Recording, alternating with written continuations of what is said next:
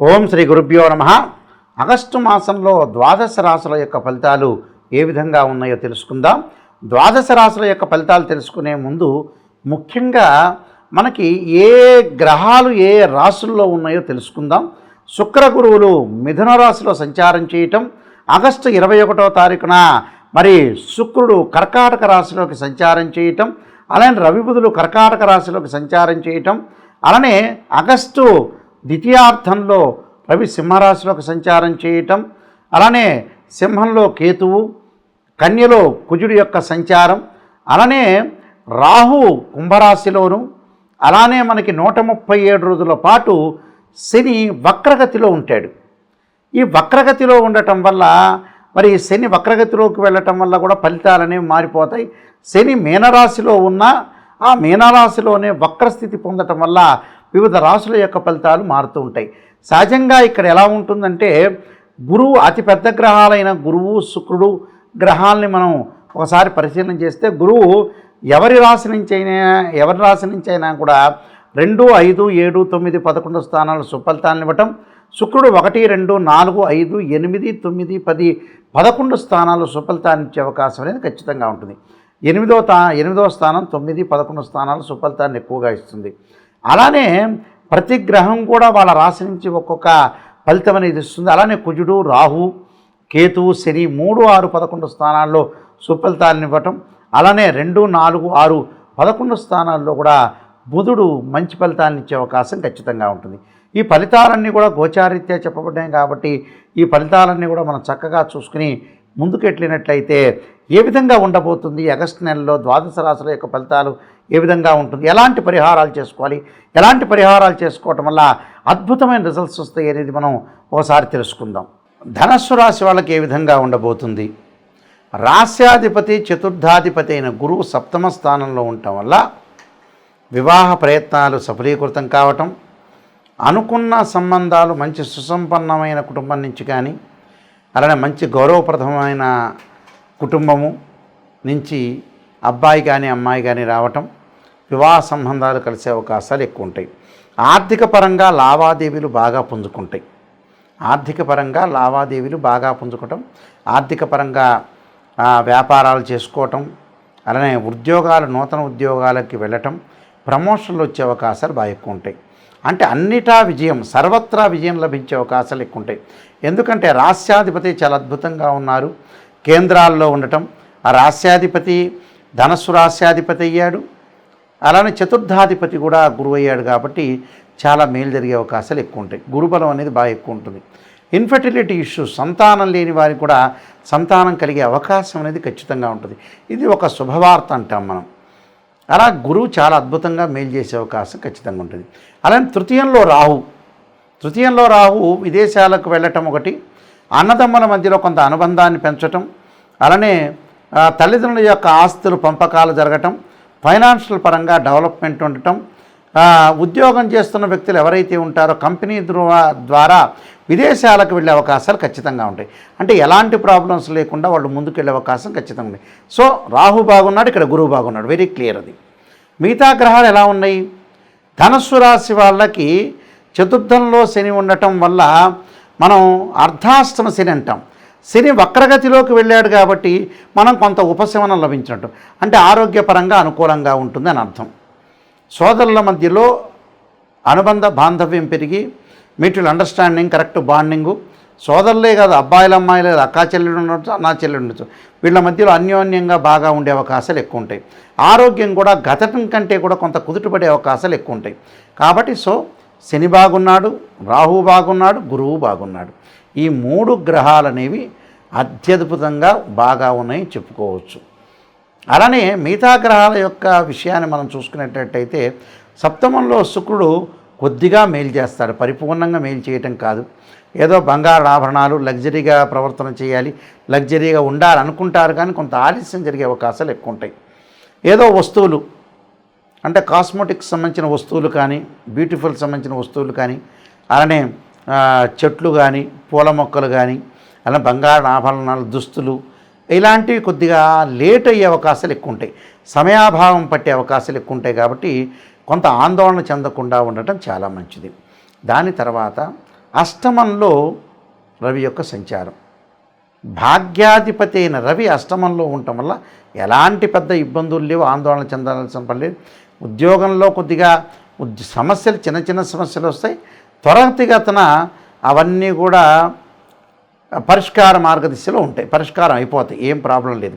ఉద్యోగపరంగా చిన్న చిన్న విషయాల్లో కొంత ఆందోళన చెందాల్సిన పనేమీ లేదు.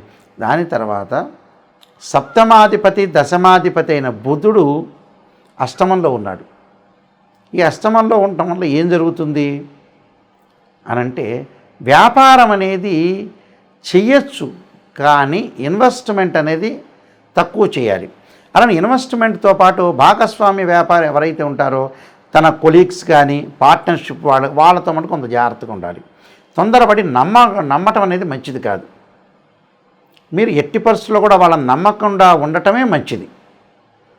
నమ్మి మనం మోసపోవటం కంటే నమ్మకం లేనట్టుగా ఎవరిని నమ్మకూడదు, నమ్మినట్టు మాత్రం నటించాలి.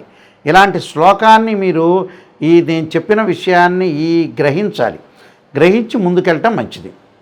అలానే మిగతా గ్రహాలను మనం చూసుకునేటట్లయితే కేతు యొక్క బలం, భాగ్యస్థానంలో కేతు ఉంది. ఆధ్యాత్మిక పరంగా ఉండటం, చుట్టాలింటికి బంధువులింటికి ఎక్కువగా వెళ్ళటం జరిగే అవకాశాలు ఎక్కువ ఉంటాయి. దాని తర్వాత పంచమాధిపతి అలానే వ్యయాధిపతి దశమ స్థానంలో ఉంటున్న వృత్తిపరంగా ఇబ్బందులు ఉండవు, కానీ నేను ఇందాక చెప్పినట్టు చిన్న చిన్న విషయాల్లో కొద్దిగా ఆందోళనకరంగా ఉండే అవకాశాలు ఉంటాయి. రియల్ ఎస్టేట్ వ్యాపారాలు కానీ, భూ సంబంధమైన వ్యాపారాలు, రైతులకు కానీ, ఇలాంటి వాళ్ళ కెమికల్ కంపెనీలకు కానీ, డాక్టర్లకు కానీ కొన్ని చిన్న చిన్న ఇబ్బందులు కలిగే అవకాశాలు ఉంటాయి. సో కొన్ని నియమాలు పాటించాలి. గోచారం ఎప్పుడు కూడా నిజాన్ని జాతకం చెప్పించుకున్న నిజాన్ని చెప్పించుకోవాలి. నిజాన్ని చెప్పుకోలేకపోతే అనవసరమైన ఇబ్బందులు కలిగే అవకాశం మాత్రమే ఉంటుంది. ఖచ్చితంగా నిజాన్ని చెప్పుకోవాలి. నిజం చెప్పుకోకుండా అబద్ధాల మధ్యలో ఉంటే ఎవ్వడికి నష్టం ఉండదు. వాళ్ళ కుటుంబానికి వాళ్ళకి మాత్రమే నష్టం జరుగుతుంది. ఈ రాశి వాళ్ళకి బాగున్న గ్రహాలు ఖచ్చితంగా చెబుతున్నాను. గురువు బాగున్నాడు, శని వక్రస్థితిలో రావడంలో బాగున్నాడు, రాహువు బాగున్నాడు. ఈ 3 గ్రహాలు మాత్రమే బాగున్నాయి. మిగతా గ్రహాలు మిశ్రమైన చెడు ఫలితాలు వచ్చే అవకాశం ఉంటుంది. నేను చెప్పబోయే రెమెడీస్ అనేవి మీరు పాటించడం వల్ల మీకు మంచి జరిగే అవకాశం అనేది ఖచ్చితంగా ఉంటుంది. ద్వాదశ రాశుల వాళ్ళందరూ కూడా, ఈ రాశులందరూ కూడా వృత్తి ఉద్యోగ వ్యాపార రంగాల్లో కానీ, అలానే ఆరోగ్యం పరంగా కానీ, విద్య పరంగా కానీ, ఆలోచనల పరంగా కానీ, ప్రమాదాల పరంగా కానీ, అలానే ప్రతి విషయం కూడా ఆలస్యం కాకుండా ఉండాలి అనంటే కొన్ని రెమెడీస్ అనేవి మనం ఖచ్చితంగా ఆ నెలలో పాటించాల్సిన అవసరం అనేది ఉంటుంది. తప్పులేదు. రెమెడీస్ అనేవి ఎక్కడైతే లోపం ఉంటుందో ఆ లోపాన్ని మనం సవరణ చేసుకొని ముందుకు వెళితే మనకు మంచి జరిగే అవకాశాలు ఉంటాయి. నేను చెప్పినవన్నీ కూడా ఇవన్నీ కూడా గోచారరీత్యా చెప్పబడే ఫలితాలు అంటారు. ఎప్పుడు కూడా గోచారం అనేది బర్త్ చార్ట్తో సమానం కాదు. గోచార ఫలితాలు కూడా 20% మాత్రమే సపోర్ట్ ఉంటాయి. ఎందుకంటే మనం ఎంత కృషి చేస్తున్నా ఆవగింజంత అదృష్టం అనేది ఒకటి ఉండాలంటారు. అంటే మనం కృషి తగ్గట్టు ఫలితం అనేది ఉండాలి. అక్కడ భగవంతుడి యొక్క అనుగ్రహం కూడా ఉండాలంటే ప్రతి దానికి కూడా ఒక సమస్యకు పరిష్కారం అనేది ఉంటుంది. ఎంత విషయంలో కూడా మన నెగిటివ్ నిజంగా తెలుసుకోవాలి, ఆ నెగిటివ్లోంచే పాజిటివ్ రావాలి. ఎప్పుడు కూడా రాశి ఫలాలు చెప్పేటప్పుడు పాజిటివ్ ఉండాలని ఆలోచన చేయొద్దండి. నెగిటివ్ కూడా ఉంటుంది. ఆ నెగిటివ్లో ఉంటే మనం పాజిటివ్ చేసుకోవాలి. అందువల్లే శ్రీయ లోపం పెరుగుట పెద్ద విద్య, లోపం ఎరిగిన వాడే పూర్ణుడొగడు అంటాడు. అంటే పూర్ణత్వం అనేది మనం సాధించాలంటే నిజాన్ని తెలుసుకోవాలి. నిజాన్ని తెలుసుకోవాలంటే ఏమిటంటే కొన్ని ప్రత్యేకంగా రెమెడీస్ అనేవి చేసుకోవాలి. యజ్ఞయాగాది క్రతువులు, జపాలు, అలానే హోమాలు లాంటివి తప్పకుండా ఇప్పుడు కూడా చేసుకుంటే చాలా మంచిది. అయితే ఈ నెలలో మీరు చేసే రెమెడీస్ అనేవి నేను ప్రత్యేకంగా చెప్తాను. ఆ రెమెడీస్ ఏ విధంగా చేయాలి అనంటే, మనకి ఈ నెలలో శ్రవణ మాసంలో నాగుల చవితి వస్తుంటుంది. ఈ నాగపంచమి రోజున అందరూ కూడా పుట్టలో పాలు పోయటం, 2 జంట సర్పాలను దానం చేయండి. ఎందుకంటే సర్పదోషం ఉన్న వాళ్ళందరూ కూడా తప్పకుండా నాగపంచమి రోజున సర్పదానం చేస్తే చాలా మంచిది. అలానే ఈ నెలలో గురుపుష్యమి యోగం అనేది ఉంది. అంటే ఉద్యోగపరంగా ఇబ్బందులు పడుతున్న వ్యక్తులు కానీ, అలానే ఏదైతే ధనపరంగా ఇబ్బందులు పడుతున్నారో, ఫైనాన్షియల్ పరంగా ప్రాబ్లమ్స్, ఉద్యోగం నిలకడలేదా, స్థిరత్వం లేదా, ఇలాంటి వాళ్ళందరూ కూడా తప్పకుండా గురువును ఆరాధన చేయాలి. అంటే సూర్య నమస్కారాలు చేయటము, అలానే గురువుని యొక్క ఆరాధన చేయటం, శనగలు అలానే గోధుమలు దానం చేయటం, గోధుమలు, ఎర్రని వస్త్రము, ఎర్రని పూలు దానం చేయటం, అలానే శనగలు దానం చేయటం, అలానే పసుపు వర్ణం గల జాకెట్ పీసు దానం చేయటం, అలానే సూర్య నమస్కారాలతో పాటు దేవానాంచ ఋషీనాంచ గురుకాంచన సన్నిభం బుద్ధిమతం త్రిలోకేశం తమ నమామి బృహస్పతి అనే మంత్రాన్ని చదవండి. ఎవరికైనా సరే వివాహాలు దగ్గరికి వచ్చినట్టు వచ్చి వెనక్కి వెళ్తున్నాయా, ఆ శుక్రవారం రోజున, ఈ శ్రావణ శుక్రవారం రోజున, వరలక్ష్మి వ్రతం రోజున చక్కగా లక్ష్మీదేవి యొక్క ఆరాధన చెయ్యండి.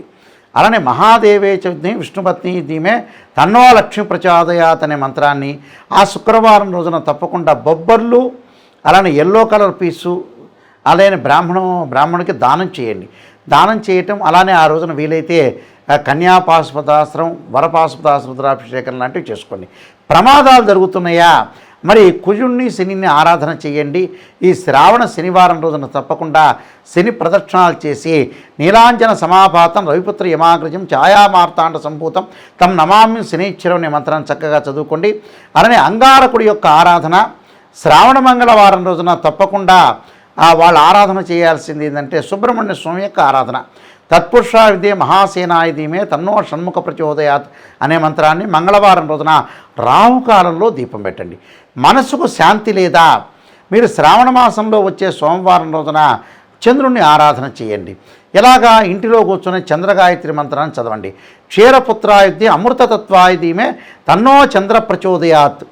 కోర్టు సమస్యలు ఉన్నవాడు కుజుణ్ణి ఆరాధన చేయండి. అలానే ఆరోగ్యపరంగా బాగలేని వాళ్ళు శని, రవి, కుజుడిని ఆరాధన చేయటం వల్ల కూడా మనకు మంచి పనులు జరిగే అవకాశాలు ఖచ్చితంగా ఉంటాయి. అలానే ఆరోగ్యం బాగుండట్లేదు గురువు గారు, దీర్ఘకాలిక వ్యాధులు వస్తున్నాయి, నాకు బీపీ షుగర్ కంట్రోల్ లేదు అనే వ్యక్తులు శరీరే జర్జరీభూతే వ్యాధిగ్రస్తే కలేబరే ఔషధం జాహ్నవీతోయం వైద్యో నారాయణ హరి మంత్రాన్ని చదవండి. అలానే మనస్సుకు బ్రెయిన్ సంబంధించిన స్ట్రోక్స్ కానీ పెరాలసిస్ కానీ వస్తే శిరోకంఠపాశుపతాస్త్ర రుద్రాభిషేకం అభిషేకం చేసుకోండి. అభిషేకం చేసుకోవటం వల్ల కూడా చాలా మంచి జరిగే అవకాశాలు ఉంటాయి. అలానే ప్రేమించిన వ్యక్తులకి వివాహం కావట్లేదు అనే వ్యక్తులు అబ్బాయి కన్యాపాశుపతాస్త్ర రుద్రాభిషేకం, అమ్మాయి వరపాశుపతాస్త్ర రుద్రాభిషేకం, అఘోర గౌరీ పాశుపతాస్త్ర రుద్రాభిషేకాలు చేసుకుంటే తప్పకుండా అనుకూలంగా ఉండే అవకాశం అనేది ఖచ్చితంగా ఉంటుంది. ఇవన్నీ కూడా గోచారరీత్యా చెప్పబడే ఫలితాలు అంటారు. తప్పకుండా ఈ గోచారరీత్యా చెప్పే ఫలితాలు మీరు అన్నీ కూడా నియమాలన్నీ కూడా మీరు పాటించండి. పాటిస్తే చక్కని ఫలితాలు వచ్చే అవకాశం అనేది ఖచ్చితంగా ఉంటుంది. సర్వే జనా సుఖినో భవంతు. నేను చెప్పే ఎప్పుడైనా సరే ఫలితాలన్నీ కూడా శాస్త్రంలో ఉన్న ఫలితాలు మాత్రమే చెబుతాను. ప్రజలందరికీ కూడా, వీక్షకులందరికీ కూడా, నాయకంటి గారి రాశి ఫలితాలు చూసే వ్యక్తులందరికీ కూడా నేను ఒక సమాధానం చెప్తాను. నిజాన్ని తెలుసుకోండి. నిజం అనేది నిప్పు లాంటిది. అబద్ధ భావాలు ఎప్పుడు కూడా నిజంగా ఉండదు. అబద్ధం అంటే తనను తాను మోసం చేసుకున్నట్టు అర్థం. నేను చెప్పే గ్రహాలు వాళ్ళ రాశి సంబంధించిన గోచారం అనే 20% మాత్రం ఫలితం ఉంటుంది. ఏ గ్రహాలు ఏ స్థానంలో ఉంటుందో బాగుంటుందో తెలుసుకోండి. ఎందుకంటే రకరకాల పుస్తకాల్లో కానీ, వివిధ ఋషులు రచించిన గ్రంథాల్లో కానీ, నేను కూడా దాదాపు 15 గ్రంథాలు రచించాను, రైటర్ని కూడా. అందువల్ల గ్రహాలు ఏ పొజిషన్లో ఉంటే మన రాశి నుంచి మనం గోచారీత్యా చూసుకునేటప్పుడు ఏ రాశి ఫలితాలు ఏ గ్రహాలు బాగున్నాయో ఆ గ్రహాలు మాత్రమే మనకు బాగున్నట్టు. వేరే గ్రహాలు నేను చెప్పినవి చెడు ఫలితాన్ని ఇచ్చే గ్రహాలు చెప్తాను. ఆ గ్రహాలకి మన నివారణ మార్గాలు కూడా నేను చెప్తాను, అవి పాటించండి. నిజాన్ని తెలుసుకోండి, మీరు మోసపోవద్దండి. ప్రతి గ్రహం బాగుందంటే నేను చెప్తే బాగున్నట్టు, బాగలేదు అంటే బాగలేనట్టే. ఆ ప్రేక్షకులందరూ కూడా ఇది గమనించవలసిందిగా ప్రార్థన.